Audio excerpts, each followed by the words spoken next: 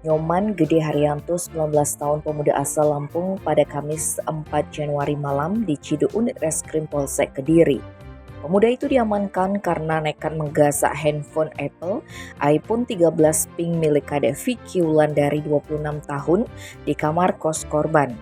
Kapolsek Kediri Kompol Nilo Komang Sri Subakti pada Jumat 5 Januari menjelaskan, aksi pencurian tersebut dilakukan pada Rabu 3 Januari lalu di sebuah rumah kos di Banjardauyeh, Desa Kabu-Kabe, Kecamatan Kediri Tabanan.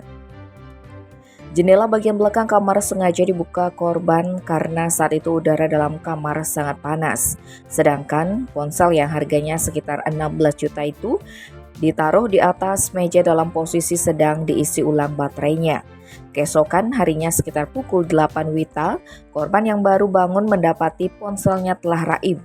Karena tidak ditemukan setelah dicari dan adanya jejak orang di tembok sekitar jendela, akhirnya korban melaporkan kehilangan ponsel ke Polsek Kediri.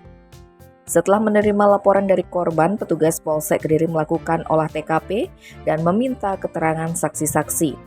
Dari penyelidikan awal diperoleh informasi dan petunjuk bahwa pelaku pencurian berada di sekitar Desa Kabe-Kabe, sehingga petugas langsung menuju lokasi dan mengamankan pelaku bersama dengan barang curiannya. Dari keterangan pelaku diketahui jika pelaku nekat melakukan aksi pencurian tersebut karena ingin memiliki iPhone dan memang sudah mengetahui keberadaan ponsel milik korban. Tim Bali Express melaporkan.